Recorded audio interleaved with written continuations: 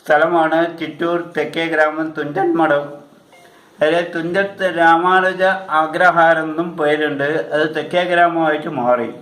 ഗുരുനാഥൻ ഇതിനകത്ത് ഇരുന്നിട്ടാണ് രാമായണം കളിപ്പാട്ട്, ഭാഗവതം കളിപ്പാട്ട്, ഹരിനാമകീർത്തനം, മാർക്കണ്ഡേയ പുരാണം, പിന്നെ തമിഴിൽ കുറേ എഴുതിയിട്ടുണ്ട്. പഴയ മലയാളം വെട്ടെഴുത്ത്, കോലെഴുത്ത് അതിൽ കുറേ എഴുതിയിട്ടുണ്ട്. പിന്നെ ഈ ചിറ്റൂർ പുഴ ഏതൊക്കെ ഭാഗത്തു കൂടെ ഒഴുകിയിട്ട് അവിടെ പോയി ചേരുന്നുണ്ട്, അതും കുറേ എഴുതി വച്ചിട്ടുണ്ട്. പിന്നെ 33 വർഷക്കാലം ഇവിടെ ഉണ്ടായിരുന്നു. ഇവിടെ ഇരുന്നിട്ടാണ് ഈ ഗ്രന്ഥങ്ങൾ എഴുതിയതും ഈ ഗ്രാമം ഉണ്ടാകുന്നതും. ദേശാടനം കഴിഞ്ഞ് കേരളത്തിൽ വന്ന് കേരളത്തിൽ നിന്ന് തിരിച്ച് ചിറ്റൂർക്ക് വരുന്ന സമയത്ത് ഈ പുഴ കടന്ന് വരുന്ന സമയത്ത് ആ പുഴയെക്കുറിച്ച് ദുഃഖങ്ങൾ മാറിയപ്പോൾ ആ പുഴയ്ക്ക് പേരിട്ടു ശോകനാശിനിന്ന്. അവിടെ ഒരു പാറയുണ്ട്, 2 നേരം കുളിക്കുക, ആ പാറയിലിരുന്ന് ജപിക്കുക. ഇതായിരുന്നു ഗുരുനാഥൻ്റെത്. കാരണം ഇത് കാടായിരുന്നു, 10-55 ഏക്കറോളം ഉണ്ട്. ചെമ്പത്ത് വീട്ടുകാരുടെ സ്ഥലമാണ്. അങ്ങനെ ഇരിക്കുന്ന സമയത്ത് 70 വീട്ടിലെ ഗോപാലമേനോൻ ഗുരുനാഥനെ സമീപിക്കുകയും 70 വീട്ടിൽ കൊണ്ടുപോയി കുറേ കാലം താമസിച്ചിട്ടുണ്ട്. പിന്നെ അവിടുന്ന് ഈ സ്ഥലം 4000 പണത്തുനിന്ന് ചെമ്പത്ത് വീട്ടുകാരുടെ നിന്ന് വാങ്ങിക്കുകയാണ്. വാങ്ങിച്ച് ഇതൊരു മാത്രം ഓലക്കുടൽ കെട്ടി ഇതിനകത്ത് ഇരുന്നതാണ് ആള്. ഇതിനകത്ത് എഴുതിക്കൊണ്ട് ഓല കണ്ടാൽ എഴുതുക, ഇങ്ങനെയായിരുന്നു പരിപാടി. അങ്ങനെ ഇരിക്കുമ്പോൾ കാട്ടിൽ നിറയെ പനകളുണ്ടായിരുന്നു. പനയുടെ ഓല വെയിലത്ത് പാടി പനയുടെ തടി തട്ടി പരപരാ ശബ്ദം വരും. അത് രാമ പറഞ്ഞിട്ടാണ് ഇത്രയും രാമായണം എഴുതാൻ തുടങ്ങിയത്. അപ്പോൾ തത്തയെ വളർത്തിയിട്ടുണ്ടായിരുന്നു. തത്തയ്ക്ക് രാമായണം പഠിപ്പിച്ചു. തത്തയെ കൊണ്ട് തിരിച്ച് എല്ലാം പറഞ്ഞു. തത്ത ഏത് രൂപത്തിലാണോ ചൊല്ലിയത് ആ രൂപത്തിൽ എഴുതിയത് കൊണ്ടാണ് അധ്യാത്മരാമായണം കളിപ്പാട്ടായിട്ട് മാറിയത്. രാമായണം എഴുതിക്കൊണ്ടിരിക്കുന്ന സമയത്ത് ഗുരുനാഥൻ ആ ക്ഷേത്രം ശ്രീരാമൻ, സീതാ, ലക്ഷ്മണ, ആഞ്ജനേയൻ ക്ഷേത്രം പണികഴിപ്പിച്ചു. അതിൽ പൂജയ്ക്ക് 9 ബ്രാഹ്മണന്മാരെയും 3 വൈഷ്ണവരെയും തഞ്ചാവൂരിൽ നിന്ന് കൊണ്ടുവന്നു. തഞ്ചാവൂരിൽ നിന്ന് കൊണ്ടുവരാൻ കാരണം എന്താണെന്ന് വെച്ചാൽ ഗുരുനാഥൻ വാദം എന്താണെന്ന് വെച്ചാൽ അബ്രാഹ്മണർക്കും വേദങ്ങളും മന്ത്രങ്ങളും ശാസ്ത്രങ്ങളും പഠിക്കാം, ബ്രാഹ്മണനോ നമ്പൂതിരിക്കോ അവകാശപ്പെട്ട അല്ല എന്നുള്ളതായിരുന്നു വാദം. അങ്ങനെ ഇരിക്കുമ്പോൾ മലയാളി ബ്രാഹ്മണനായിട്ടോ അല്ലെങ്കിൽ നമ്പൂതിരിയായിട്ടോ കൂട്ടില്ല. കാരണം മലയാള ഭാഷ കണ്ടുപിടിക്കാൻ വേണ്ടി കുറച്ച് ബ്രാഹ്മണന്മാർ പറഞ്ഞപ്പോൾ സാമൂതിരി രാജാവിൻ്റെ അടുത്ത് പോയി പറയുകയും സാമൂതിരി രാജാവ് തലവട്ടാൻ ശിക്ഷിക്കുകയും ചെയ്തതാണ്. അതുകൊണ്ടാണ് അവിടുത്തെ കുറേ ബ്രാഹ്മണന്മാർ രാത്രിക്ക് രാത്രി നാട് കടത്തുകയാണ്. തിരൂര് കുടിപ്പള്ളിക്കൂടം നടത്തിയിട്ടുണ്ടായിരുന്നു. കുടിപ്പള്ളിക്കൂടം തീ വെച്ചു, അമ്മാവനെ കൊന്നു.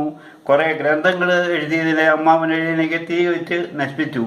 അപ്പോൾ കുറേ ബ്രാഹ്മണന്മാർ പറഞ്ഞു സംസ്കൃതത്തിൽ നിന്ന് രാമായണം മലയാളത്തിൽ തർജ്ജമ ചെയ്യാൻ പറഞ്ഞപ്പോൾ സാമൂതിരി രാജാവ് അറിഞ്ഞിട്ട് ഉടനെ തലവട്ടണം എന്നുള്ളതായിരുന്നു. അപ്പോൾ അതാണ് രാത്രി നാട് കടത്തി തഞ്ചാവൂർ പോയി തമിഴ് ബ്രാഹ്മണന്മാരുടെ കൂടെ കൂടി വേദങ്ങളും മന്ത്രങ്ങളും ശാസ്ത്രങ്ങളും പഠിച്ച് തിരിച്ച് തിരൂര് വന്ന് അവിടുന്ന് ആമക്കാവ് പോയി, മേഴത്തൂർ, കുമ്പിടി. അപ്പോൾ അത് 7 ദിവസം വചനം ഇരുന്ന് അവിടെ തൊട്ട വീട്ടിലെ ഒരു സ്ത്രീയെ കല്യാണം കഴിച്ചിട്ടുണ്ട്. അതിലൊരു മകളുണ്ട്, ശ്രീലക്ഷ്മി വന്നിട്ട്. അവിടെ കുറേ കാലം ജീവിച്ച് അവിടുന്ന് പിന്നെ തിരിച്ച് തഞ്ചാവൂർ പോയി ഗൃഹസ്ഥാശ്രമം പടഞ്ഞ് സന്യാസം സ്വീകരിക്കുകയാണ്. സന്യാസം സ്വീകരിച്ച് ദേശാടനം കഴിഞ്ഞ് അവസാനം വരുന്നതാണ് ചിറ്റൂര്. ചിറ്റൂര് വന്ന് നിൽക്കാൻ കാരണം എന്താണെന്ന് വെച്ചാൽ അന്ന് ചിറ്റൂർ കൊച്ചി രാജവംശമാണ്. തിരൂർ പോയി കഴിഞ്ഞാൽ സാമൂതിരി രാജാവിൻ്റെ ആൾക്കാർ കൊല്ലും. അതുകൊണ്ടാണ് ചിറ്റൂർ വന്ന് നിൽക്കാൻ കാരണം.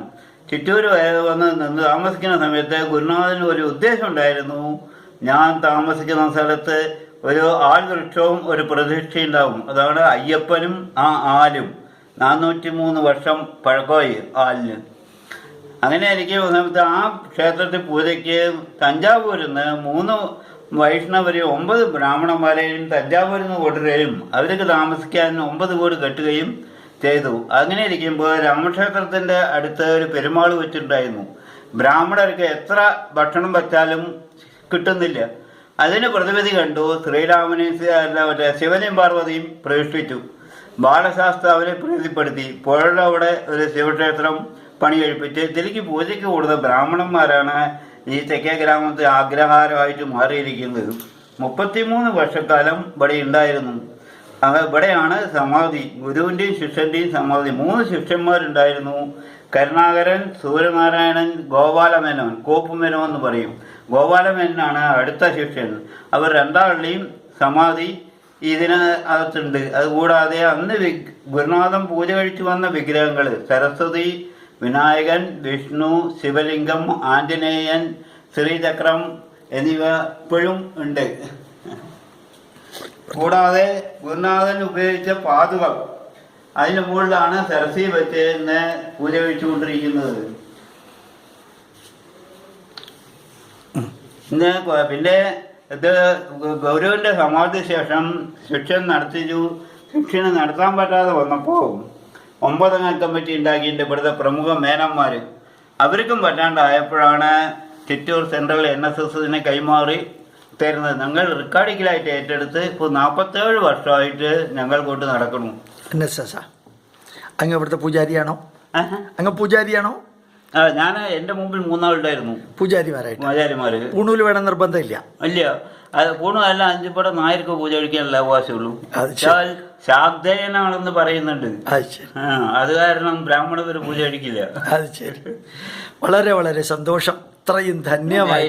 ഞാൻ 26 കൊല്ലമായി, 13 കൊല്ലമായിട്ട് പൂജ എനിക്കാണ് കിട്ടിയത് നറുക്കെട്ടെടുപ്പില്.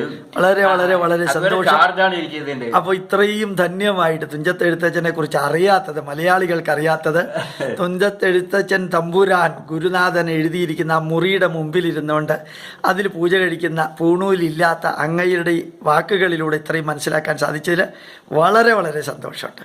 പുറത്ത് ശ്രീരാമക്ഷേത്രമുണ്ട്, വലത് സൈഡിൽ ആൽമരമുണ്ട്. ഈ പൂജിക്കാനായിട്ട് ഇവിടെ തഞ്ചാവൂരിൽ നിന്ന് വന്നവരുടെ എല്ലാ ആഗ്രഹാരം ഇപ്പോഴും ഉണ്ട്.